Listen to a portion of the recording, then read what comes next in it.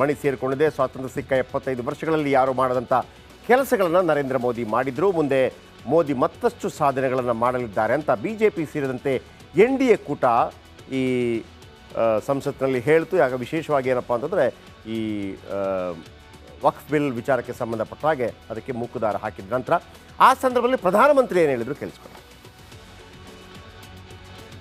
आजाद भारत का जो सपना है उन सपने को पूरा करने के लिए हम संकल्पबद्ध होकर के चले।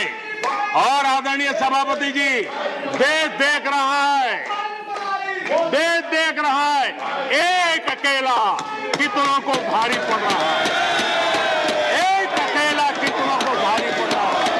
अरे नारे बोलने के लिए भी उनको बदल करना पड़ता है। बोलता है घंटे भर से आवाज की जवाब देना। आदरणीय सभापति जी, एक कन्विक्शन के कारण चला हूं, देश के लिए जीता हूं, देश के लिए कुछ करने के लिए निकला हुआ हूं। और इसलिए ये राजनीतिक खेल खेलने वाले लोग, उनके अंदर वो हौसला नहीं है, वो ढूंढ रहे हैं बचने का रास्ता। ನರೇಂದ್ರ ಮೋದಿ ಅದೊಂದು ಅವ್ರದ್ದು ಬ್ರಹ್ಮಾಸ್ತ್ರ. ಯಾರ್ದು? ನರೇಂದ್ರ ಮೋದಿ ಅವರು. ಈ ವಿಪಕ್ಷಗಳು ಟೀಕೆ ಮಾಡಿ ಮಾಡಿ ಮಾಡಿ ಸುಸ್ತಾಗತ್ತಂತೆ, ಶಿಫ್ಟಲ್ಲಿ ಟೀಕೆ ಮಾಡತ್ತಂತೆ ನರೇಂದ್ರ ಮೋದಿ ಅವರು ಹೇಳೋದು. ಒಂದು ಟೀಕೆ ನಿಮ್ದಾಯಿತು, ಪಾಳಿಯಲ್ಲಿ ನಿಮ್ದಾಯಿತು. ನೀವು ಎಷ್ಟೇ ಟೀಕೆ ಮಾಡಿ ಉತ್ತರ ಕೊಡ್ತಾನೆ ಮೋದಿ. ಅದರ ಜೊತೆಗೆ ಒಂದು ಅವರ ಫೇಮಸ್ ಡೈಲಾಗ್ ಇದೆ, ಏಕ್ ಅಕೇಲ ಕಿತ್ನೆ ಪೇ ಬಾರಿ ಪಡ್ ರಹಾ ಹೈ. ಒಬ್ಬನೇ ಒಬ್ಬ ಎಷ್ಟು ಜನ ಎಷ್ಟು ಪಾರ್ಟಿಗಳ ತಲೆ ಕೆಡಿಸಿದ್ದಾರೆ ಅನ್ನುವಂಥ ಮಾತು ಹೇಳ್ಬೇಕು. ಇದು ಒಂಥರ ಭಾಳ ನರೇಂದ್ರ ಮೋದಿಯನ್ನು ಇಷ್ಟಪಡುವವರ ಭಾಳ ಅಚ್ಚುಮೆಚ್ಚಿನ ಸ್ಲೋಗನ್. ಅದಕ್ಕಿಂತ ದೊಡ್ಡ ಸ್ಲೋಗನೇ ಇಲ್ಲ. ಏಕ್ ಅಕೇಲ ಕಿತ್ನೆ ಪೇ ಬಾರಿ ಪಡ್ ರಹಾ ಹೈ ಅಂದ ತಕ್ಷಣ ನೋಡಿ ಅಲ್ಲಿ ಮೇಜು ಕುಟ್ಟಿ ಒಲ್ಲು ಸಂಭ್ರಮ ಆಗ್ತಿತ್ತು. ಆದರೆ ಅಷ್ಟು ಮಾತ್ರನ ಏನೆಲ್ಲ ಪೆಂಡಿಂಗ್ ಕೆಲಸಗಳಿತ್ತು ನೋಡಿ. ಸ್ವಾತಂತ್ರ್ಯ ಬಂದ ನಂತರ 1947ರಿಂದ ಇಲ್ಲಿ ತನಕ ಕಾಂಗ್ರೆಸ್ಸೇ ಅತಿ ಹೆಚ್ಚಿನ ಅವಧಿಯಲ್ಲಿ ಸರ್ಕಾರವನ್ನು ರಚಿಸಿದ್ದು ಮತ್ತು ಎಡಪಕ್ಷಗಳ ಏನು ಮಾನಸಿಕತೆಯ ರೀತಿಯಲ್ಲಿ ಅದು ಹೋಗ್ತಾ ಇತ್ತು. ಅದು ಹೋಗಬಾರ್ದು ಅಂತೇನೂ ಅಲ್ಲ, ಅದರ ಜೊತೆಗೆ ಇಂಥ ಕೆಲಸಗಳು ಕೂಡ ಆಗಬೇಕಾಗಿತ್ತು ಅಂತೇಳಿ ಹಿಂದೆ ಕೂಡ ಕೆಲವು ರಾಜಕಾರಣಿಗಳು ಮಾತಾಡಿದಾಗ ಭಾರತ ದೇಶ ಅಭಿವೃದ್ಧಿ ಹೊಂದಿಲ್ವಾ? ಹೊಂದಿಲ್ಲ ಅಂತಲ್ಲ. ಆದರೆ ಯಾವ ವೇಗದಲ್ಲಿ ಭಾರತ ಮತ್ತು ಚೀನಾ ಹೋಗ್ತಾ ಇತ್ತು, ಚೀನಾ ಒಂದು ರ್ಯಾಪಿಡ್ ಆಗಿ ಏನು ಮೇಲಕ್ಕೆ ಹೋಯಿತು ಆ ಥರ ಭಾರತ ಹೋಗಲಿಲ್ಲ. ಯಾಕಂದರೆ ಆ 85, 95, 2000 ಈ ಒಂದು 15 ವರ್ಷದ ಹಿಚ್ಕಿಚ್ ಇದೆಯಲ್ಲ, ಎಲ್ಲ ಸಮ್ಮಿಶ್ರ ಸರ್ಕಾರ, ಇಂದಿರಾ ಗಾಂಧಿ ನಿಧನದ ನಂತರ, ರಾಜೀವ್ ಗಾಂಧಿ ನಿಧನದ ನಂತರ, ಆಮೇಲೆ ನರಸಿಂಹರಾವ್, IK ಗುಜರಾಲ್, ದೇವೇಗೌಡರು, ಚಂದ್ರಶೇಖರ್, ಗಜಿ ಬಿಜಿ ಆಗ್ತಾ ಬಂತು. ಈ ಸಂದರ್ಭದಲ್ಲಿ ಆದಂತಹ ಒಂದು ಏನು ಹಿಂದಕ್ಕೆ ಹೋಗುವಂಥ ಚಲನೆ ಭಾರತದಲ್ಲಾಯಿತು. ಆ ವೇಗದಲ್ಲಿ ಅದು ಮೇಲಕ್ಕೆ ಹೋಗಲಿಲ್ಲ. ಯಾಕೆಂದರೆ ಚೀನಾ ಮತ್ತು ಭಾರತ ಒಂದು ರೀತಿಯಲ್ಲಿ ನೆಕ್ ಟು ನೆಕ್ ಹೋಗ್ತಾ ಇದ್ದಂಥದ್ದು, ಚೀನಾ ಎಲ್ಲಿಗೂ ಹೋಗ್ಬಿಡ್ತು. ಆ ಸಂದರ್ಭದಲ್ಲೂ ಕೂಡ ಕೆಲವು ಪೆಂಡಿಂಗ್ ಕೆಲಸಗಳು ಭಾರತದಲ್ಲಿತ್ತು, ತುಂಬ ಜನಮಾನಸದಲ್ಲಿತ್ತು. ಈಗ ಯಾವುದು ಅಂತ ಹೇಳ್ತೀನಿ ಕೇಳಿ. 70 ವರ್ಷದ ಬಳಿಕ ಆರ್ಟಿಕಲ್ 370 ರದ್ದಾಯಿತು. ಭಾರತ ದೇಶದ ಆ ನಾಯಕರು ಆ ಕಾಲದಲ್ಲಿ ಮಾಡುವಂಥ ಅನಿವಾರ್ಯತೆ ಉಂಟಾಗಿತ್ತು. ಬೇರೆ ವಿಧಿ ಇಲ್ಲ, ನಾವು ಎಷ್ಟೇ ಟೀಕೆ ಟಿಪ್ಪಣಿ ಮಾಡಿದ್ರು ಕೂಡ.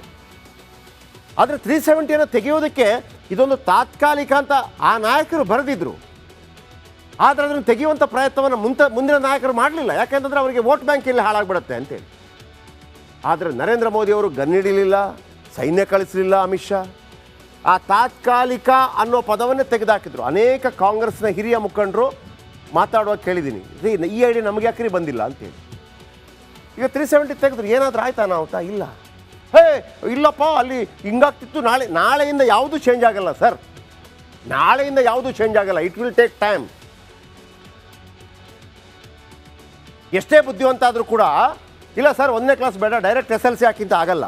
1ನೇ ಕ್ಲಾಸು, 2ನೇ ಕ್ಲಾಸು, 3ನೇ ಕ್ಲಾಸು, ಸಮ್ ಟೈಮ್ಸ್ ಒಂದು ಕ್ಲಾಸ್ ಆ ಕಡೆ ಈ ಕಡೆ ಆಗ್ಬೋದು ತುಂಬ ಬುದ್ಧಿವಂತರಿದ್ದರೆ. ಈಗ ಸಿದ್ದರಾಮಯ್ಯನವ್ರು ಗೊತ್ತಲ್ಲ, ಡೈರೆಕ್ಟಾಗಿ 5ನೇ ಕ್ಲಾಸ್ 4ನೇ ಕ್ಲಾಸ್ ಹೋದ್ರಂತೆ. ದೊಡ್ಡ ಅರ್ಥ ಸಚಿವ ಆಗಿಲ್ವ ಅವರು, ಮುಖ್ಯಮಂತ್ರಿಯಾಗಿ. ಅದಕ್ಕೆ ಹೇಳಿದ್ದು 370 ಎಲ್ರಿಗೂ ಆಸೆ ಇತ್ತು, ನೀವು ತೆಗಿತಾ ಇರಲಿಲ್ಲ. 70 ವರ್ಷಗಳ ಬಳಿಕ ಟ್ರಿಪಲ್ ತಲಾಕ್ ಬ್ಯಾನ್ ಆಯಿತು. ಮತ್ತೊಮ್ಮೆ ಹೇಳ್ತಾ ಇದ್ದಾರೆ, ಟ್ರಿಪಲ್ ತಲಾಕ್ ಅಂದ್ರೇನು? ಕೆಲವರು ಅದು ಮುಸ್ಲಿಮರ ವಿರುದ್ಧ ಅಂತ ಹೇಳ್ತಾರೆ. ಅಲ್ಲ, ಟ್ರಿಪಲ್ ತಲಾಕ್ ಈಗಲೂ ಇದೆ. ಮತ್ತು ಏನು ಮಣ್ಣಾಂಗಟ್ಟಿ ಬ್ಯಾನ್ ಆಗಿದ್ದು ಅಂತ ನೀವು ನನ್ನ ಹತ್ರ ಕೇಳಿದರೆ, ಗಂಡ ಹೆಂಡತಿ ಜಗಳ ಆಯಿತು, ಆತ ಸೌದಿಯಾದಲ್ಲಿದ್ದಾನೆ, ಆತ ಮತ್ತೊಂದು ಕಡೆ ಇದ್ದಾನೆ. ಯಾವುದೋ ವಿಚಾರಕ್ಕೆ ಜಗಳ ಆಯಿತು ಫೋನಲ್ಲಿ, ತಲಾಕ್ ತಲಾಕ್ ತಲಾಕ್, ನಾಳೆಯಿಂದ ಹೆಂಡತಿಯಲ್ಲ, ಹಂಗಾಗಲ್ಲ. ತಲಾಕ್ ಕೊಡಿ 3 ಸಲ, ಆಮೇಲೆ ಇಸ್ಲಾಮಲ್ಲೇ ಇದೆ, ನೀವು it will take 6 months time. ಏನು ಕೋರ್ಟ್ ಹೇಳುತ್ತೋ ಅದೇ ಥರ ಹೇಳುತ್ತದು. ನೀವು ತಲಾಕ್ ಕೊಡಬೇಕು ಅಂತಿದ್ರೆ ಒಂದೇ ಸಲಕ್ಕಲ್ಲ, ಒಮ್ಮೆ ತಲಾಕ್ ಕೊಟ್ರ, ಡಿಸೈಡ್ ಮಾಡಿದ್ರ ಒಮ್ಮೆ ತಲಾಕ್ ಕೊಟ್ಟು 2 ತಿಂಗಳ ಕಳೆದ ನಂತರ ಇನ್ನೊಂದು ತಲಾಕ್, 2 ತಿಂಗಳ ಕಳೆದ ಇನ್ನೊಂದು ತಲಾಕ್. ಆಗ ನಿಮ್ಮ ಮನಸ್ಸೆಲ್ಲ ಒಂದು ತಹಬದಿಗೆ ಬಂದಿರುತ್ತೆ. ಇದು ಯಾವ್ಯಾವುದೋ ವಿಚಾರದಲ್ಲಿ ತಲಾಕ್ ಕೊಟ್ಟರೆ ಆಗಲ್ಲ, ಅದನ್ನು ಬ್ಯಾನ್ ಮಾಡಿದ್ದು. ಆ ಮೊದಲು ತಲಾಕ್ ವಿಚಾರದಲ್ಲಿ ಎಷ್ಟು ಬಡ ಹೆಣ್ಣು ಮಕ್ಕಳು, ನಿಜ ಇಸ್ಲಾಂನಲ್ಲಿ ಇನ್ನೊಂದು ಮದುವೆ ಮಾಡ್ಕೊಳ್ಳೋಕ್ಕೆ ಮದುವೆ ಮಾಡೋ ಅವಕಾಶ ಇದೆ, ಆಗದೇ ಇದ್ರೆ ಅವತ್ತ ಬಡವಾಗಿದ್ರೆ. ಹಾಗಾಗಿ ಒಂದು ದೊಡ್ಡ ಮಟ್ಟದಲ್ಲಿ ಸಪೋರ್ಟ್ ನಿಲ್ತು. ಅನೇಕ ವಿದ್ಯಾವಂತರದನ್ನು ಅರ್ಥ ಮಾಡಿಕೊಂಡ್ರು. ಹೌದು ನಿಜ, ದೊಡ್ಡವ್ರಿಗೆ ನಡೆದೋಗ್ಬಿಡುತ್ತೆ, ಬಡವ್ರು ಏನು ಮಾಡಬೇಕು 3 ಸಲ ತಲಾಕ್ ಹೋಗುಂತಂದ್ರೆ ಅಂತ. ಅದನ್ನು ಮಾಡಿದ್ದು ನರೇಂದ್ರ ಮೋದಿ ಅಂತ. ಹಾಗಂತ ತಲಾಕಿದೆ ಈಗಲೂ ಕೂಡ, ಇನ್ಸ್ಟಂಟ್ ತಲಾಕಿಲ್ಲ. ಆಮೇಲೆ ರಾಮ ಮಂದಿರ ನಿರ್ಮಾಣ. ಅಲ್ಲದೆ ರಾಮ ಮಂದಿರ ನಿರ್ಮಾಣವನ್ನು ಭಾರತದಲ್ಲಿ ಇನ್ನೆಲ್ಲರಿ ಮಾಡಬೇಕು? ಅಮೆರಿಕದಲ್ಲಿ ಮಾಡಬೇಕಾ? ಲಂಡನ್ನಲ್ಲಿ ಮಾಡಬೇಕಾ? ಇಂಡೋನೇಷ್ಯಾ ದೇಶ ಈಗಲೂ ಕೂಡ ಅಲ್ಲಿಯ ಏನು ಥೈಲ್ಯಾಂಡ್ ಇಲ್ಲೆಲ್ಲ ಮಹಾರಾಜ ಅವ್ರಿಗೆ ಈಗಲೂ ಕೂಡ 13ನೇ ರಾಮ ಹಿಂಗೆಲ್ಲ ಹೆಸರಿದೆ. ಅಲ್ಲಿ ಇಸ್ಲಾಂ ರಾಷ್ಟ್ರ ಆಗಿದ್ರೂ ಕೂಡ ಆ ಮೂಲ ಪುರುಷರನ್ನ ಮರೀತಾ ಇಲ್ಲ. ಭಾರತಕ್ಕೆ ಅಂತ ತೊಂದರೆ ಏನಾಗಿಲ್ಲ, ಆದರೂ ಕೂಡ ಒಂದು ರಾಮ ಮಂದಿರ, ಬ್ರಹ್ಮ ವಿಷ್ಣು ಮಹೇಶ್ವರ ಅಂತ ಇಟ್ಕೊಳ್ಬೇಕಿದ್ರೆ ಒಂದು ರಾಮ ಮಂದಿರ, ಒಂದು ಈಶ್ವರನ ಮಂದಿರ, ಒಂದು ಕೃಷ್ಣನ ಮಂದಿರ ಆಗೋದಕ್ಕೆ ಇಷ್ಟೆಲ್ಲ ಬೇಕಾ? 135 ವರ್ಷ ಬಳಿಕ ಆಯ್ತಲ್ಲ, 64 ವರ್ಷದ ಬಳಿಕ CA ಜಾರಿ ಮಾಡಲಾಯಿತು. ಇದನ್ನು ಕೂಡ ತಪ್ಪರ್ಥ ಕಲ್ಪಿಸ್ತಾ ಇದ್ದಾರೆ. ಬಾಂಗ್ಲಾದೇಶದಲ್ಲಿ ಮೊನ್ನೆ ಗಲಾಟೆ ಆಯ್ತಲ್ಲ, ಅಲ್ಲಿ ಹಿಂದೂಗಳಿಗೆ ಹೊಡೆದ್ರಲ್ಲ, ಯಾರು ರಕ್ಷಣೆ ಮಾಡಬೇಕು? ಅಮೆರಿಕ ಮಾಡುತ್ತಾ? ಶ್ರೀಲಂಕಾ ಮಾಡುತ್ತಾ? ಲಂಡನ್ ಮಾಡುತ್ತಾ? ಭಾರತವೇ ಮಾಡಬೇಕು.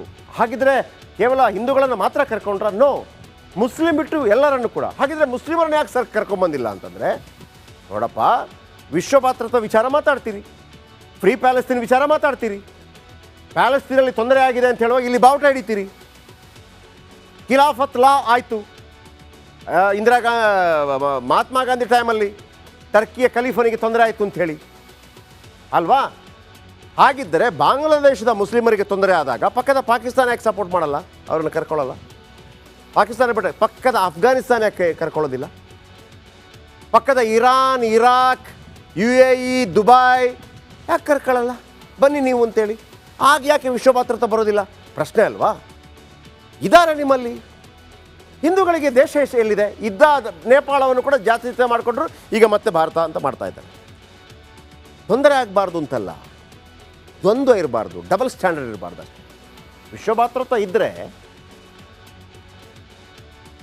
ಏನೋ ಫ್ರೀ ಪ್ಯಾಲೆಸ್ಟೀನ್ ಅಂತ ಇದ್ದರೆ ಅಲ್ಲಿದ್ದ ರೋಹಿಂಗ್ಯಾಗಳನ್ನು ಕೂಡ ಕರ್ಕೋಬೇಕಲ್ಲ ಪಾಕಿಸ್ತಾನ, ಬನ್ನಿ ನಮ್ಮಲ್ಲಿಗೆ ಅಂತ.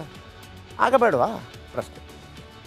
ಆಮೇಲೆ BJP ಆಳಿದ ರಾಜ್ಯಗಳಲ್ಲಿ ಹಲವು ನಿಯಮ, ಲವ್ ಜಿಹಾದ್, ಮತಾಂತರ ವಿರುದ್ಧ ಕಾನೂನು. ಲವ್ ಜಿಹಾದ್, ಮತಾಂತರ ವಿರುದ್ಧ. ಲವ್ ಜಿಹಾದ್ ಇನ್ನೊಂದು ವಿಚಾರ, ಮತಾಂತರ ವಿರುದ್ಧ ಅದು ಬರುತ್ತೆ. ಈಗ ನೀವು ಬಡತನವನ್ನು ಗುರಿಯಾಗಿಟ್ಟುಕೊಂಡು ಮತಾಂತರ ಯಾವನ್ರಿ ಮಾಡಲಿಕ್ಕೆ?